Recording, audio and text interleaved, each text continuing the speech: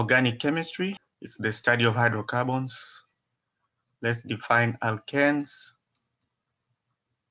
alkenes, and I think cycloalkanes and cycloalkenes. So I'll briefly want to cover this. So let's start with alkanes. All these are hydrocarbons. Hydrocarbons meaning they contain hydrogen and carbon only. So for alkanes, the basic molecule is methane, and based on that, you should know that the formula of alkane is CnH2n, okay, plus 2. That's the basic formula for alkanes, if you want to find the formula for alkanes, whereas N is the number of carbons. So methane has 1 carbon, so 1, and then 2 times 1 plus 2, so that's how you get 4. Okay. Meth stands for 1 carbon. So for ethane is C2H, let's see, C2H6, because you have 2 carbons, and then you'll have N to be 2 plus 2, so you get C2H6. That's ethane. So where you have 3 carbons, you'll have prop, A and E. There's no double bond. Where there's 4 carbons, you'll have but, A and E. Where there's 5 carbons, it's pent, N, and so on. Hex, N, sept for 7 carbons, septen, and then octane. This is just basic organic chemistry. So now, out of all this, okay, let me just list up to decane.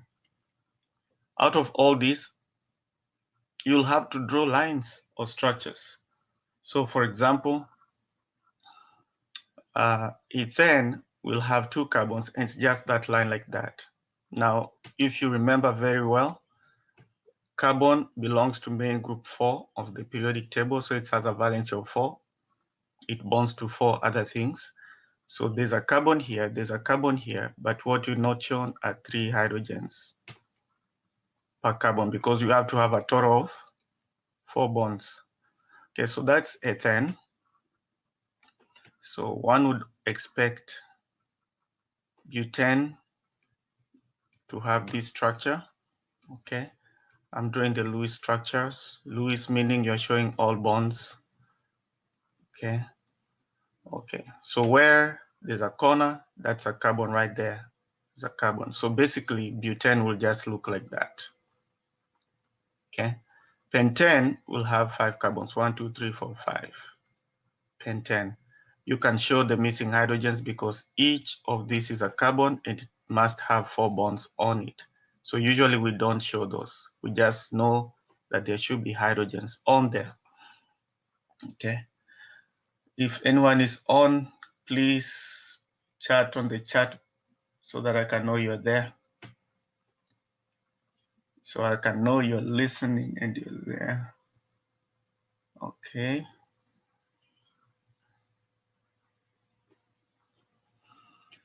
So now, let's say you are told to name this molecule. Let's say you are told to name this molecule. Okay, let's just go with this. So the alkanes could be substituted. So if you want to name it, in chemistry, we call it nomenclature. First of all, you will want to identify the longest chain. So this is 1, 2, 3, 4. You can name it like that, starting from the right, or this way, 1, 2, 3, 4. Now, notice that you can also go down this way, but I'm not doing that. I'm not doing that because I just prefer going right and left. So this part here is gonna be a substituent, And you see it's only one carbon, right? With one bond, so which means there are 3 hydrogens. So the substituents will take the meth eth prop depending on the number of carbons on the substituent. There's only one carbon here, so it's a meth. And because it's a substituent, meaning it's popping out of the longest chain, we will not call it methane. We will call it methyl, which falls under what we call alkyl groups. So YL replaces ANE in alkanes. So it's a methyl, or methyl. Okay, so I have identified the components of the structure in this example. Which one do you think is the correct number, in the red or the green? I think it has to be the green. Let's see, no, it has to be the red, because the rule is you choose the numbering that gives the lowest number for the substituent. So 2 versus 3, 2 is less than 3, so the correct numbering is the red. So to write the name, you first write the position of the substituent, which is 2-methyl in this case. And then the longest chain has 4 carbons, so it's but. There's no double bond, so it belongs to alkanes, A and E. So that's 2-methylbutane for that example. Okay. Let's do another example. Let's do another example.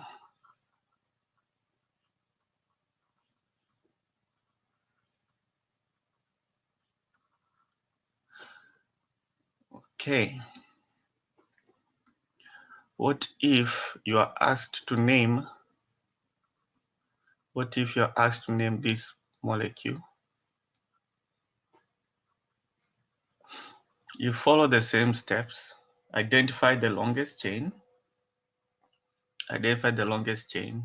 So in this case, the longest chain will be, probably you start from here, it's 1, 2, 3, 4, 5, 6, 7. You identify the longest carbon containing chain in the structure. If you go this way, it's going to be 6. We don't want that. So alternatively, you'll go 1, 2, 3, 4, 5, 6, 7. Notice up here can be 7 or 1. So in which case now I see that this is my substituent, and this one right here is my substituent, and it's 1 carbon substituent. There has to be 3 hydrogens because carbon has to be bonded to 4 bonds. So again, that's a methyl or methyl substituent. This is also methyl substituent. Now, which is the correct numbering? In red, I have a substituent on 2 and 5. If I add, I get 7. In green, I have a substituent on 6 and 3. If I add, I get 9. The law is you go with the numbering that gives you the least number possible for the substituent position. We'll call those locant like location, locant position. So you go with the least summation of the locant position. So the red wins again. Now you have 2 metals. So we'll list 2, 5. Those are the position of these substituents on carbon 5 and carbon 2 in increasing numerical value. And then because there are 2 of the same type, we'll use di, and then we'll say metal because they are metals, dimetals, which means 2 metals. And then the longest chain has 7 carbons, so it's I think we're using hept, not sept. Like I said here, this is not sept. That's old naming, so it should be hept. Okay, that was an oversight on my part. It has to be hept, not sept. Sept is the old naming of 7 carbon. So dimethyl, we have 7 carbons, so it's hept. And then there's no double bond, A and E. So that will be the name for that molecule. In fact, we call it UPAC name. Okay, these are UPAC names. UPAC means International Union of Physical and Applied Chemistry. It's a union. It's a group of chemists that agreed to this system of naming compounds. Okay. Next, let's name something else. So suppose you're asked to name this molecule. Okay. I'm still using metals before we go complex. Suppose you're asked to name this molecule. Again, you can start from here. 4, 5, 6, 7, 8. Okay. Or you can start from the left. 1, 2, 3, 4, 5, 6, 7, 8. Make sure you don't skip any corner, which is a carbon. So I have a substituent here and a substituent there, popping out of the longest chain. So using the red, the metals are on 2 and 7. If I add, I get 9. I'm looking for the lowest sum of substituent position. In green, I have a metal on 7 and 2, it's 9. So you have a tie. So what do we do? How do we know which way we should go? The way to tell is obviously impossible here. So you can go either way. Okay, so you can choose the red or the green. Both of them will give you the same names. So let me just use green for now, but the red will still give you the same name. So the name following the green numbering, it's 2, 7. Again, you have two metals, so you have to say dimethyl, and then oct, because there are 8 carbons, there's no double bond, falls under alkanes. That will be the UPAC name. Okay, but now let's now go complex. For example, D, what if you're given this structure?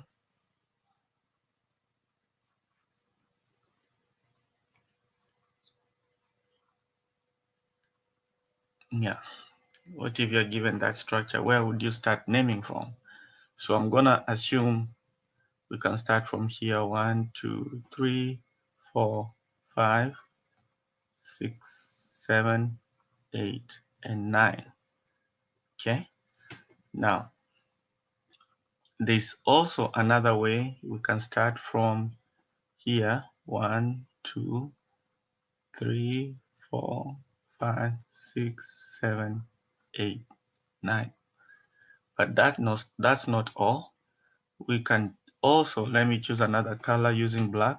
You can start from here. 1, 2, 3, 4, 5, 6, 7, 8, 9. But that's not all. You can start from the left. Let me find another color.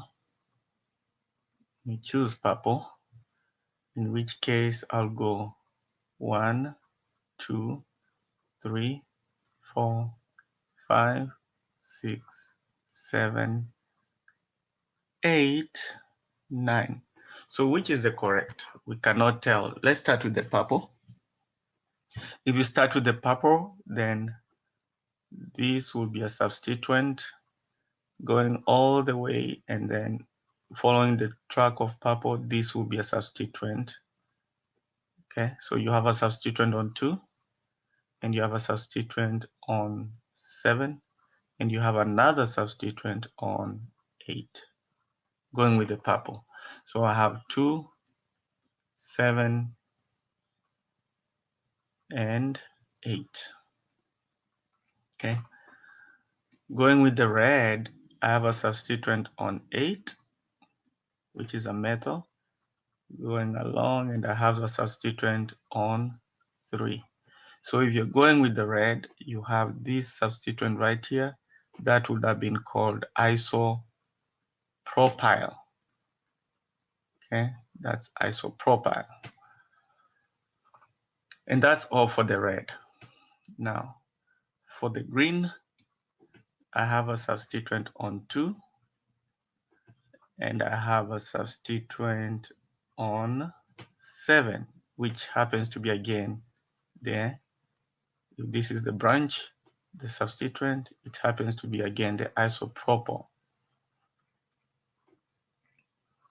That's all you have. For the black, you have a substituent on 8, which is this metal. And going along, you have a substituent on 3, which is the ethyl. Okay, this part here is CH2, CH3. CH2 right there, CH3 right here. So whenever you have this group with 2 carbons, it's eth because there's 2 carbons, but it's a substituent, so it's ethyl. So you have an ethyl on 3, and then there's a methyl on 2, this group here in following the black. So we add 2. So the question is, which of these is correct?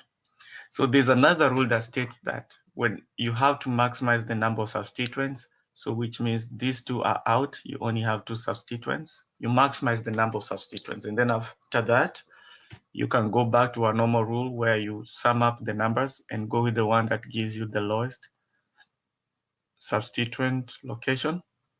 So if you add 9 plus 8, you get 17 for the purple tracking numbering. If for the black, if you add 8, 3, 2, you get 13. So you see, the black wins. So which means the correct numbering should be the black numbering. All these others must go. Okay. All the rest of the numberings must go. So I'm gonna get rid of them to be clear. If you want, you can pause the video and rewind and be happy. So this is where naming becomes complex a little bit, but nothing to worry so long as you know the rules. Okay, so the black numbering is the correct one. So that's carbon 9. Okay, so let's see, there's another, let's see. Yeah, so we're gonna go with the black numbering. All these numbers goes with the black numbering. So you have a metal on 2. So we'll say 2 metal. Whenever it's complex like this, I like to list the substituents. And then you have an ethyl on 3. So it's called 3 ethyl. And then you have a metal on 8, sorry. So I call it 8 metal. So notice that I've taken care of my 2, 3, and 8. So to give it a name, we'll follow another rule.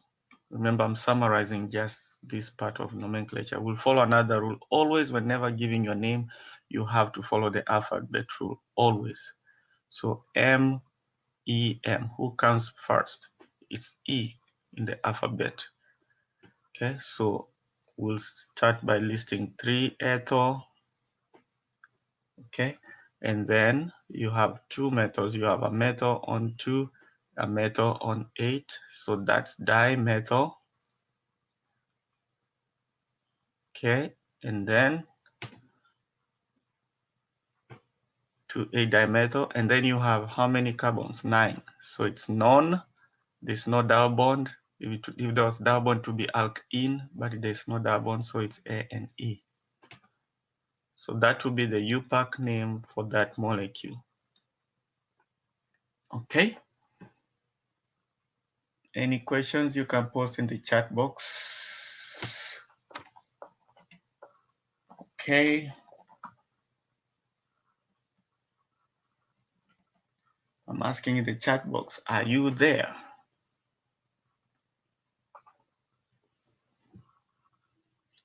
All right, so now that will be the name for that chain. And then remember now I told you I'm going complex. So let's do another example that will challenge your brain. Okay, so let's say E. For this example, you have this molecule.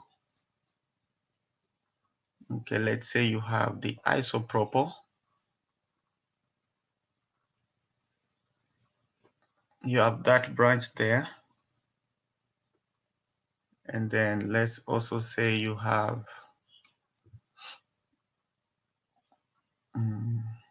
let's see, I'm gonna modify it. So let's say you have that branch there.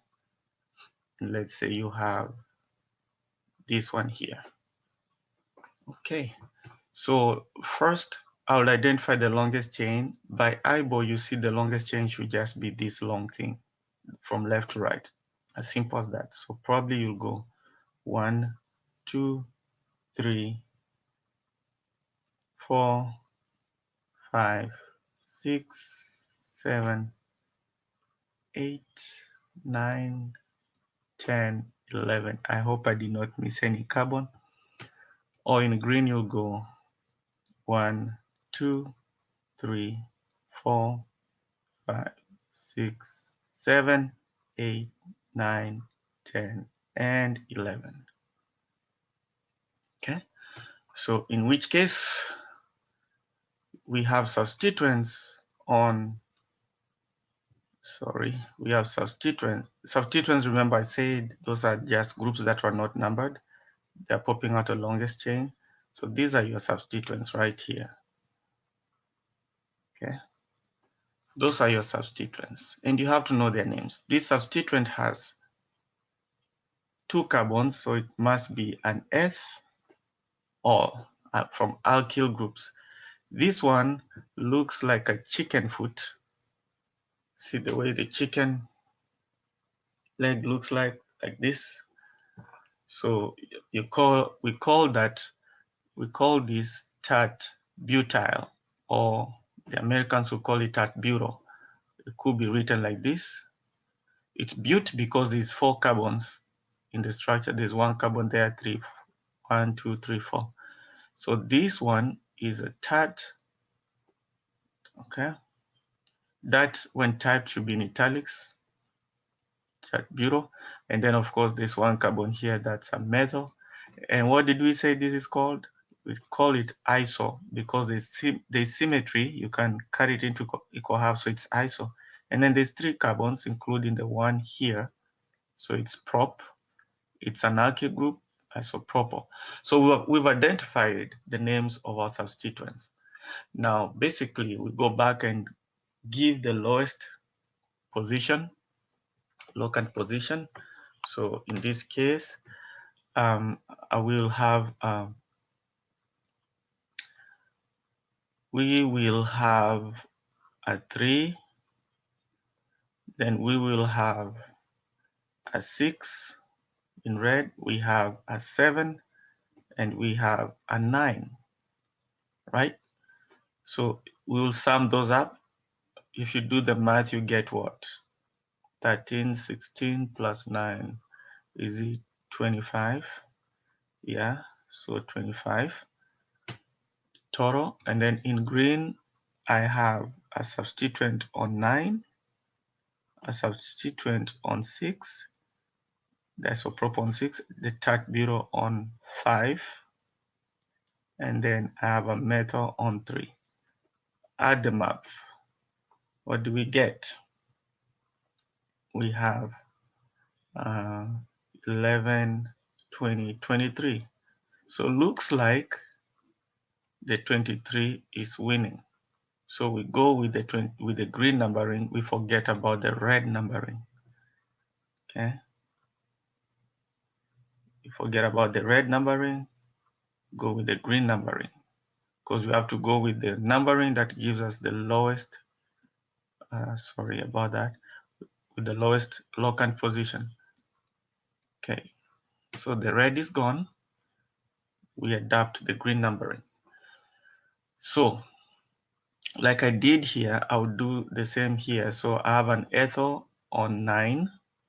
So I'll list it as 9 ethyl or ethyl. And then I have an isopropyl on 6, 6 isopropyl. Okay. And then I have a tert butyl on 7. So 7 tert butyl. butyl. Remember I said this third part should be in italics. The T does not count in the alphabet rule when we write the name. We'll consider the B, not the T. Okay. And then we have 3-methyl. Okay.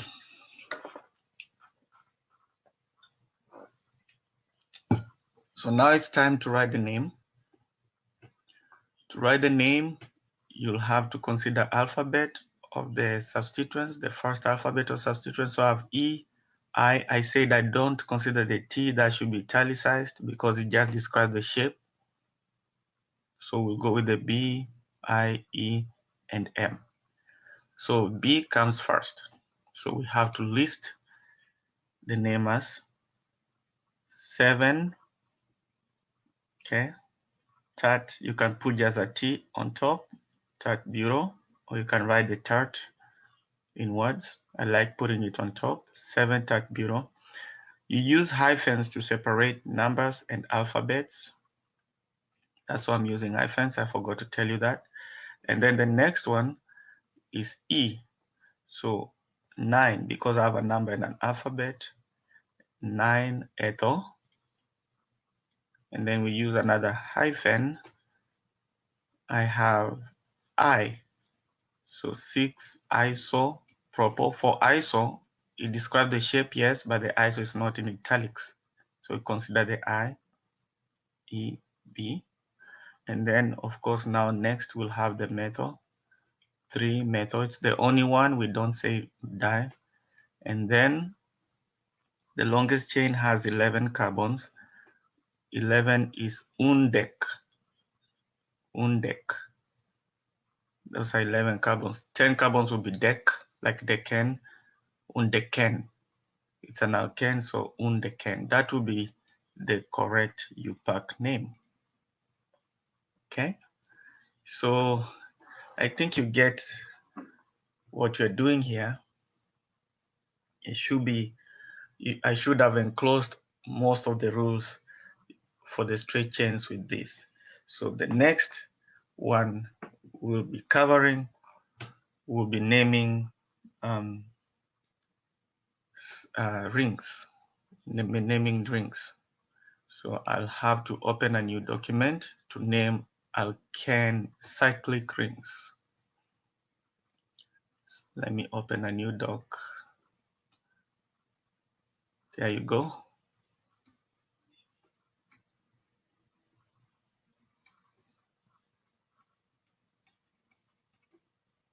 So UPAC naming of cyclic alkanes. Okay, so that's what we are doing here. So the naming system will be similar, only that we have to include cyclo. Because it's a ring, we'll use cyclo. So if it's a 6-membered ring, we'll call it cyclohexane, cyclohexane, which is simply that ring.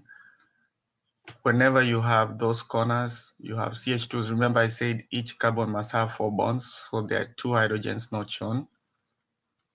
So you can basically understand this complete Lewis structure by just drawing the carbons and hydrogens. Okay, so that's an example. Cyclohexane, very common. There's no space. Usually just write it as one word. So let's name. So what if you have this ring and then you have a CH3 popping out of it? So that will be carbon number 1, 2, 3, 4, 5, 6. You can go the other way. The name will always be the same. Okay, we know that the substituent is a methyl, right? Methyl. So the name will be methyl cyclohexane. No need to say 1-methyl cyclohexane, just say methyl cyclohexane. Okay, and then For the next one, let's say you have the ring. This time you have those substituents. So again, I like showing my substituent. One of my substituent has 2 carbons. There's 2 hydrogens there. There's 3 hydrogens here on that carbon. So that's an ethyl or ethyl. This is still your metal. So there's a problem here because if you number, okay, the rule is prioritize your substituent. So I have to go towards the next substituent and not go in this long way. 1, 2, 3, 4, 5, 6. That's one way you can do it, or you can start from the ethyl. 1, 2, 3, 4, 5, 6. Again, I'm prioritizing the substituent, so I'm not going to write the other numbering systems that are possible. It will be a mess. So looking at the green, I have a substituent at 1 and 3. I add, I get 4. Looking at the red, I have a substituent at 1 and 3. Okay, 1 and 3, I still get 4. So the numbering system is not helping. Whenever the numbering system is not helping, what you need to do is to use alphabet rule. E comes before M, so we'll have to give E a 1. So the correct numbering here will be the green one, because E comes before M, because the numbering system did not help. There was a tie, 4 and 4.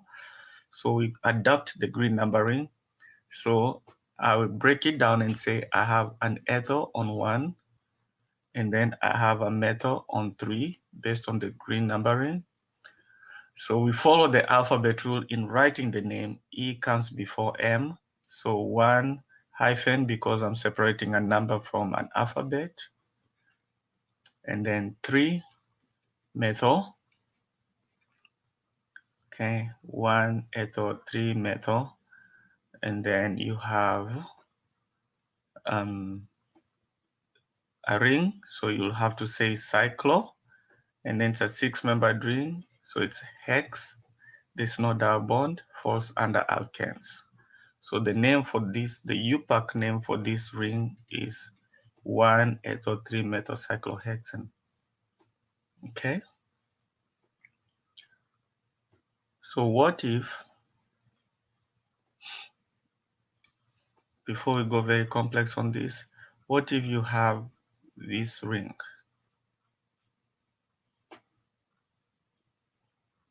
Okay. So in this case, there's a substituent growing out of the ring there and there. So this happens to be what? Isopropyl, and this is metal. So again, you can go 1, 2, 3, 4, 5. It's a 5-membered ring, or you can go 1, 2, 3, 4, 5. So following the blue, I have 1 and 3. I get a 4. Following the red, I still have 1 and 3. I get a 4. So the substituent locations, they tie. The locant position tie. So we have to use alphabet rule. I comes before M, so the numbering to adopt is the blue. That gives the isopropyl 1. So we'll call it 1 isopropyl hyphen, and then 3 methyl. It's a ring, so cyclo. It's a 5-member ring. Pent, there's no double bond, A-N-E. Okay. As simple as that, and so forth and so forth. Now, here's exception, whenever the number of carbons in the ring are less than what you have outside, the ring becomes a substituent. See, this ring has 3 carbons. You don't sum up carbons outside like here. You just look for at one of the substituents. You see this one that should have been a substituent has 4 carbons. So here you have 4 carbons. In the ring, you have 3 carbons. So in that case, the ring becomes a substituent because it has less carbon. So that's a substituent. and you would carry it right there. So this will be our longest chain, 1, 2, 3, 4. So we don't take it as a substituent, we take it as a chain, because now the ring becomes a substituent. Why? Because it has less carbons in it. So you either number like that or you number it the other way. So what's the correct numbering? Obviously, it's going to be the red because the substituent, which happens to be cyclopropyl, it should have been cyclopropane, but because it's a substituent, the A and E is replaced by YL. So it's cyclopropyl, and it's on the first carbon. So the name here will be 1-cyclopropyl because it's a substituent sitting on the first carbon. We give it the lowest numbering. The green is the wrong numbering because it makes cyclopropyl have a 4. 1-cyclopropyl, and then you have 4 carbons, so it's bute. The longest chain has no double bond, butane. Okay.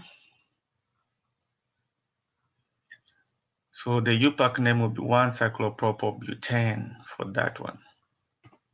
Okay, same applies. Same applies for this structure. So let's say you have a 4-membered ring. Okay. So I see that what should have been a substituent has 5 carbons in it. The ring has 4 carbons in it. So the ring becomes a substituent, and you also have another substituent right there. So I'm gonna cut right there, and I'll cut right there. So this is it's supposed to be cyclobutane if it was standing alone, but because the substituent is gonna be cyclobutyl, American English cyclobutyl. So this is methane. But because it is a substituent, we call it methyl or metal. Okay. So now let's find the longest chain with the correct numbering. So again, you have 5 carbons. Alternatively, you would start from this side, 1, 2, 3, 4, 5. Okay. So which one do you choose? I would choose the one that gives the lowest substituent position. So following the blue, I have a substituent on 5, which happens to be the cyclobutyl. And then I have a substituent on 4, which happens to be the methyl. So the numbers will be 5 plus 4, you get 9. Following the red, you have a substituent on 1 and 2. 1 and 2. Remember, this was our priority. You want to go with the numbering that gives you the least location of the substituents. So the blue is wrong, the red is correct because it gives us the least sum of the location of substituents. So we call it least locant sum position. Least sum of the locant position. So the red numbering is correct. The blue is wrong. I get rid of the blue numbering for clarity. Sorry, my software is skipping. So get rid of the blue numbering. We're adopting the red numbering. It's giving us the least locant position. That's what we like. So the name, this is cyclobutyl. So we look at the C, and then this is a methyl. We look at the M. C comes before M. Cyclobutyl is on the first carbon. So the UPAC name for this ugly structure will be 1-cyclobutyl, and then 2-methyl or 2-methyl. Remember, I'm using hyphens to separate alphabets from numbers. 2 methyls, And then there's no other metal, so we don't say dimethyl, trimethyl, and all that. Tetramethyl is just 2 metal. And then the longest chain has 5 carbons, so it's pent, like pentagon. And then there's no double bond in the longest chain, so it falls under alkanes.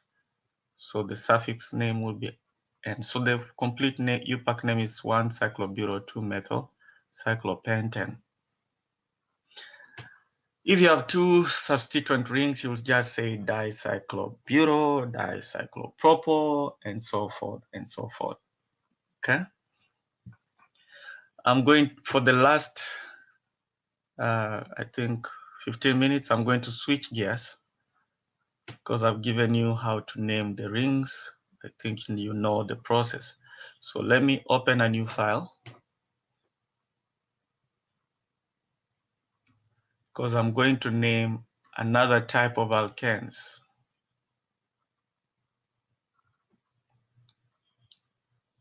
Okay. So we call this bicyclics. So UPAC nomenclature or naming nomenclature is just naming.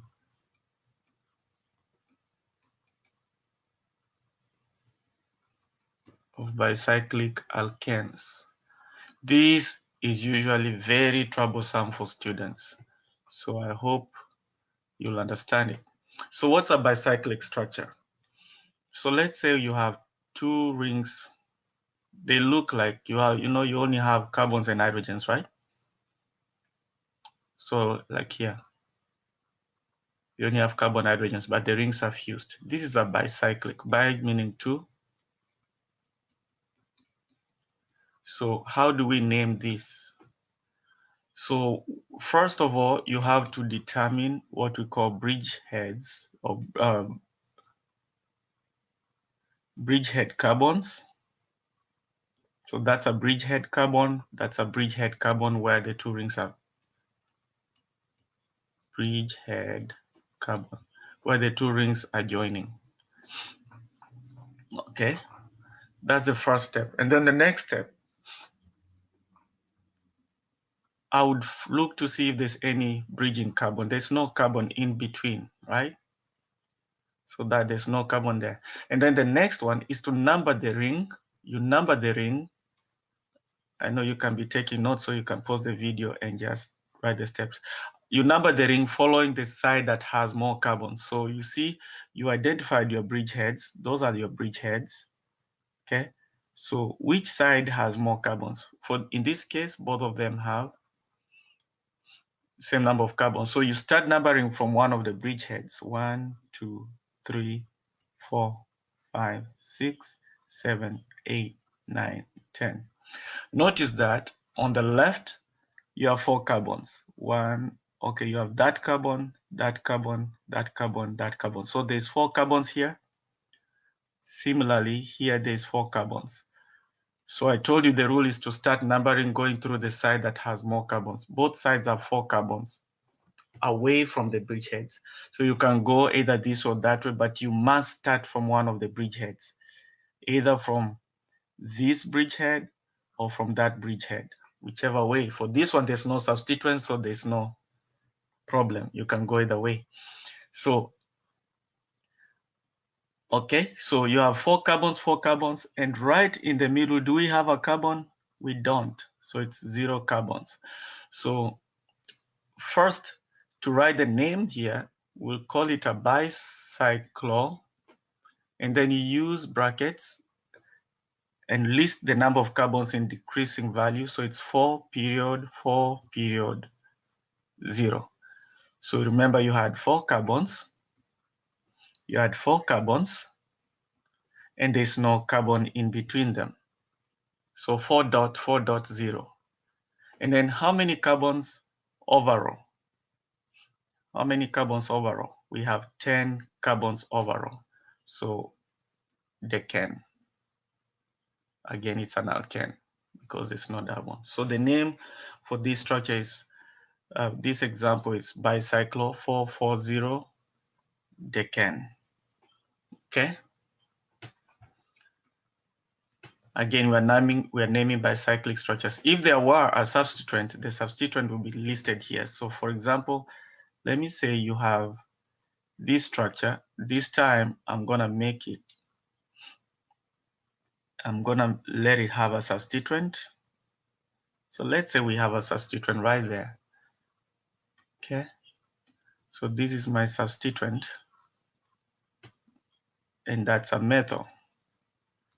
Some of the professors, some of the teachers will not teach you bicyclics, obviously because it's complex, but I'm doing it just in case you come across it.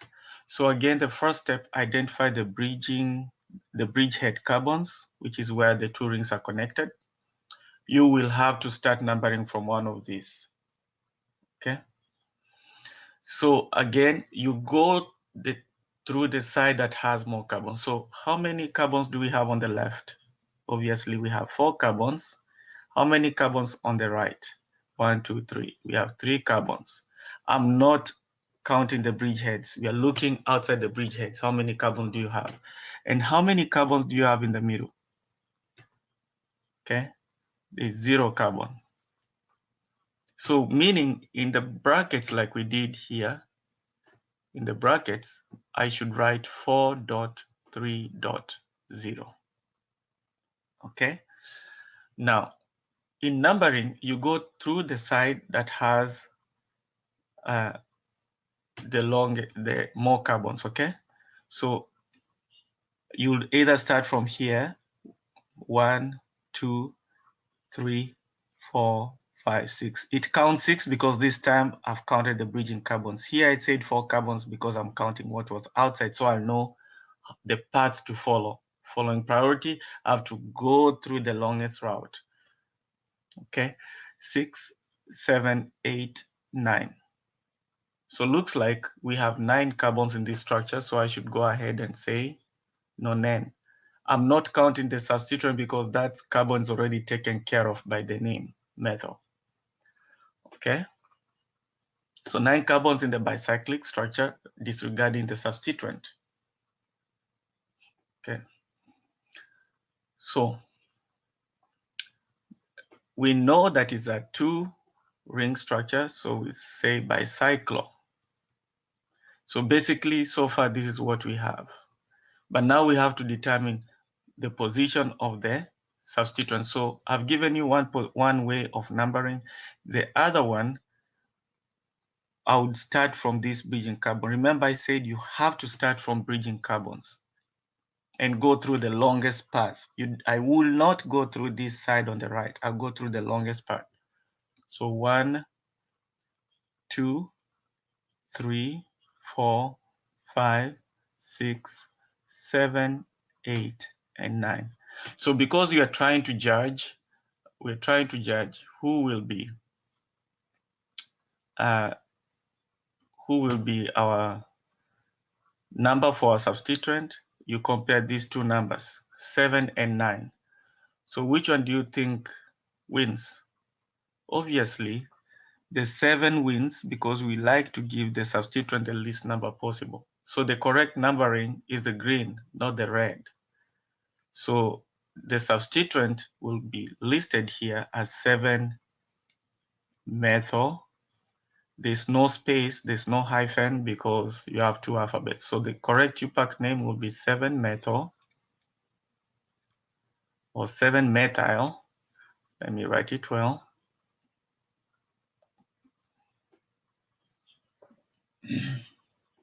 So the correct name will be 7-methyl bicyclo 430 nonen. Remember, I found the nonen because the 2-ring structure has 9 carbons. Okay. Let's continue naming complex structures of alkenes, which is bicyclic. So for example C, I will draw the chain like the ring like this. Okay. Okay, no, that one will be too complex for you. Let's see. Let's start. Let me modify it and make it simpler for now. So let's say we have that. And then let's say we have an ethyl and a methyl. Okay, so identify the bridgehead. This is a bicyclic structure, because actually if I were to draw it in another way, I'll draw a 6-membered ring, which is what you have down here, and then this carbon, I'll put it right in the middle. So it's a bicyclic structure. You have a ring on this side and this side. But let's concentrate on the black. So again, these are my bridgehead carbons. You will have to start numbering from one of these. Okay, and then I see that I have an ethyl and a methyl, right? I see I have an ethyl group and I have a methyl or methyl group. So again, I have to determine which is the side of the bicyclic structure that has more carbons, because I have to number going that way. So if I cut here and here, I see that this side has 2 carbons. If I cut here and here, I see that this side has 2 carbons. And then if I cut here and here, this side has 1 carbon. So in brackets like we did here, my UPAC name for this molecule should be 2, 2, 1. Just looking at how many carbons are outside the bridgehead carbons. Okay. Okay. So I'll have to have that. Now, next, I will number the carbons going towards the side that has more carbons. Obviously, it should be one of these side that has 2 carbons, 2 carbons, 2 carbons. But because these are substituents, I want to go towards that side to give the substituents the least number possible. Remember, I have to start from one of the bridgeheads. So let's say we start from here, 1, 2, 3, 4, 5, 6, and the carbon on top will be 7. So obviously then this has to be hept N, because there's 7 carbons in the whole structure, not counting the substituents. Okay, you don't want to count the substituents, because we'll take care of those by giving them ethyl, methyl. We'll take care of those carbons by giving them the substituent name. So that's one way you could number it. And if you do it this way, then you have a substituent on 2. You'll have a substituent on 2 and 3. So the total number is 5. Now, what if you do it the other way? Okay. So what if we number, again, starting from the bridgehead, because I started from the other bridgehead, let me start from here. You have to start from the bridgehead. 1, 2. I'll have to use a different color. Let me use green. So 1, 2, 3, 4, 5, 6, 7. So let's say you're numbering it this way. So I have a substituent on 2 and 3. So I have a substituent on 2 and 3. Again, I get 5. So you see, these substituent locations are not helping. Again, I'm going towards the ring on the side because it has substituents. You can possibly have 4 other possible numberings. I'm saving time by just doing the 2 closest numbering systems. So the numbers are not helping. So we have to go back to the alphabet rule, where the number locant positions are not helping. You use the alphabet rule. E comes before M. So the correct numbering will be the red one, because it gives the ethyl a 2, while the green gives the 3. So let's get rid of this ring here. It's the wrong numbering. So I judge based on alphabet rule. Okay, so the correct name here for this ring will be, using the number system in red, where the ethyl gets a 2, 5, 6, and 7. The correct name will be 2-ethyl, because I have an ethyl group on second carbon, 3-methyl, I'm using hyphens to separate numbers from alphabets. Remember, E comes before M, so that's why I started with ethyl, then methyl. If this was 4 and this was 2, I'll still start with E, because we just always, when writing the UPAC name, you have to follow alphabet rule. So 2 ethyl, 3 methyl, and then we use the term bicyclo because that's a bicyclic structure, and then we use we show the number of carbons on each side, 2 to 1, because I have 2 carbons here, I have 2 carbons here, and I have 1 carbon on top. Okay, so 2 to 1 in decreasing order, bicyclo 2 to 1. There are 7 carbons in the structure of the bicyclic ring, have 10. Remember, I'm not counting the carbons in the substituents. Okay, all right. So let me give you the last example, because the lecture should last only 1 hour. What was that? Was that C? Let's do D. So what if you are given this structure? Let me draw it well. So let's say you are given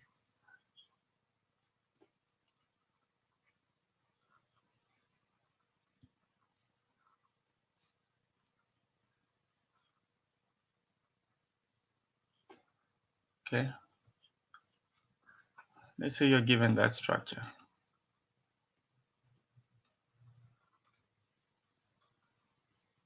And you're asked to name it. Again, identify the bridgeheads, and then you have 3 carbons this side, you have 2 carbons on this side, and you have 2 carbons this side. So in our brackets, we must have 3, 2, 2. Okay? And then from there, let me get rid of that. From there, you'll want to determine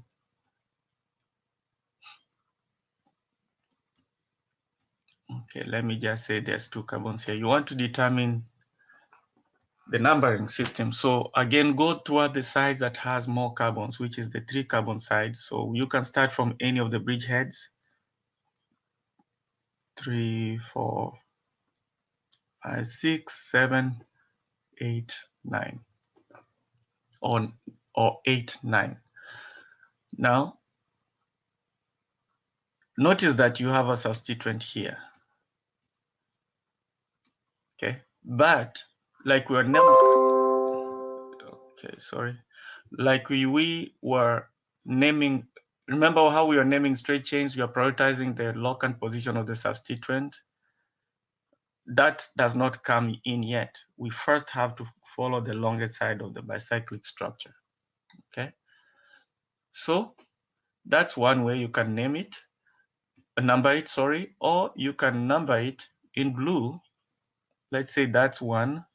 We start from, you have to start from the bridgehead. 1, 2, 3, 4, 5. So I'm going this way because this is a side that has more carbons than 2C and 2C. 5, 6, 7, again 8, 9, or 8, 9. So which of these gives your substituent the least number possible? Obviously, it's the blue. It gives you a 6, but it's a 7. So we need to list 6 methyl somewhere here. Okay. Okay, so this one should have been bicyclo, and then we'll have to include 6 methyl somewhere here. We have 9 carbons, so it should be nonen, 9 carbons in the bicyclic structure, not counting this carbon because that already has been taken care of by this part. So the name for this molecule, the UPAC name for this bicyclic structure will be 6-methyl or methyl. Okay, again, the correct numbering is the blue numbering. In fact, for purposes of teaching, let me just use blue. 6-methyl bicyclo, because these are bicyclic structure. Then in brackets, you list the number of carbons on each side of the bridging carbons. So you have 3 carbons this side, you have 2 carbons here and 2 carbons on the bridge. So 2, 2, 2, and then numbering the carbons, we ended up to 9, so it becomes nonene. Okay. Okay. So just by the way, know that the names can go further, where you'll have them, you'll have the substituents up and down, which could refer to Cs. So you will discuss the symmetry. Sorry, this one's supposed to be like this. So you see, I'm just giving you an extra information on this example E. You see here the substituent is pointed up. Here the substituent, the bond is pointed down. So where you have opposite orientation, we call that trans. And then one could just number it the way we've been doing. So this is trans 1,3-dimethyl cyclohexane. The same molecule can be drawn like this. And I'm just again giving you a summary. Again, where you have a wedge, the CH2 is right here. The CH2 is right here. This means towards, where it's shaded. And this one means away. So this one is still trans 1,3-dimethyl cyclohexane. But where you'll have, let me see if I have space, where you have a chair, this is called a chair conformation. Let me draw it. I think I don't have space, so it's difficult to draw. Where you have a chair, and say both substituents are pointed up, or both of them are pointed down, that one is called Cs. Cs means same side. Cs 1,3-dimethyl cyclohexane.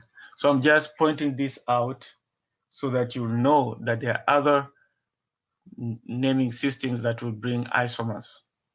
So allow me to stop there, because I've really exhausted naming alkanes. Where I started, I said we'll start this organic chemistry by naming alkanes, alkenes, alkynes. I've exhausted alkanes. So next time I schedule a meeting on Facebook Live, it's gonna be naming alkenes. Okay, I hope you enjoyed it.